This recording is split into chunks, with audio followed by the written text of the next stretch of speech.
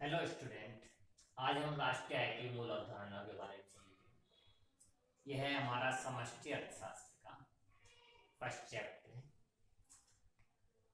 सामान्यतः राष्ट्रीय आय हमारे यहाँ पर तीन क्षेत्रों के द्वारा प्राप्त होती है। नंबर एक, अर्थव्यवस्था को हमने तीन क्षेत्रों में बांटा हुआ है। प्राथमिक क्षेत्र, जिसे हम कृषि एवं कृषि से संबंधित क्रियाओं के द्वारा प्राप्त करते हैं,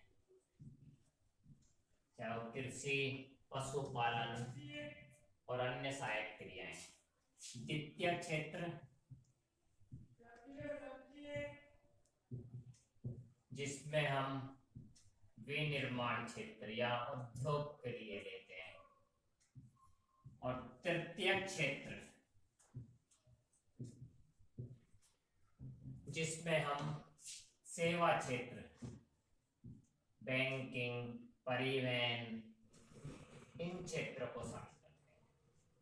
प्रत्येक व्यक्ति किसी न किसी क्षेत्र से अपनी आजीविका कमाता है और राष्ट्रीय आय में योगदान देता है। इससे संबंधित मूल अवधारणाओं में सबसे पहले हम बात करते हैं स्टॉक और प्रवाह अवधारणाओं की। सबसे पहले स्टॉक अवधारणा। जब किसी भी आर्थिक चर का अध्ययन समय के किसी एक विशिष्ट बिंदु पर अर्थात पॉइंट ऑफ टाइम पर जब किसी आर्थिक चर का मापन किया जाता है तो इसे हम स्टॉक अवधारणा कहते हैं। जैसे बैंक जमा, आज की डेट में हमारे खाते में कितने पैसे जमा है, ये हमारे पॉइंट ऑफ टाइम को एक निश्चित बिंदु पर मापी जा रही है।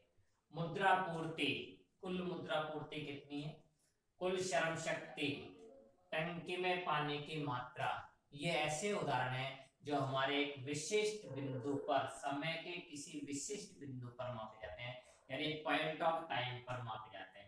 सामान्यतः जैसे हम कहते भी हैं, कई बार घर में भी ऐसा कहते हैं कि देखो भाई आटे का स्टॉक कितना है, इसका मतलब हम एक निश्चित बिंदु पर बता रहे हैं कि अब इस समय इतना स्टॉक है किसी भी चीज का। तो ऐसी जो चल राशियां होती हैं अर्थशास्त्र के अंतर्गत, वो हमारी स्टॉक अवधारणा को व्यक्त करती हैं। दूसरा है प्रवाह अवधारणा। जब किसी भी चर का अध्ययन एक विशिष्ट समय अवधि के अंतर्गत किया जाता है, यानी पीरियड ऑफ टाइम की बात करते हैं जहां हम, तो एक समय अवधि होती है। ऐसी स्थिति में जब किसी चल राशि को मापते हैं तो वो हमारी प्रवाह अवधारणा कहलाती है। जैसे फॉर एग्जांपल राष्ट्रीय आय, क्योंकि राष्ट्रीय आय का मापन हमारे यहाँ पर वित्तीय वर्ष है 1 अप्रैल से 31 मार्च की अवधि, तो एक निश्चित विशिष्ट समय अवधि की बात करते हैं तो राष्ट्रीय आय है, या आयात निर्यात की मात्रा है, पूंजी निर्माण है, ये सब हमारे प्रभाव अवधारणा। जैसे टंकी में पानी का रिसाव, यानी पानी कितना बह रहा है, फ्लो क्या है, तो ये हमारी प्रभाव अवधारणा के रूप में है। शैपिरो के अनुसार डेफिनेशन देखिए कि एक स्टॉक समय के निर्दिष्ट बिंदु यानी पॉइंट ऑफ टाइम पर माप की एक मात्रा है, जबकि प्रवाह एक मात्रा है जो केवल समय के एक निर्दिष्ट काल यानी एक पीरियड ऑफ टाइम, एक निश्चित समय अवधि पर मापी जाती है, तो उसे हम प्रवाह अवधारणा का नाम देते हैं। इस अवधारणा को हम एक सिंपल एग्जांपल के द्वारा भी समझा सकते हैं। जैसा मैंने लिखा है कि माना किसी वर्ष 1 जुलाई को बांध में पानी की मात्रा 20 फीट है।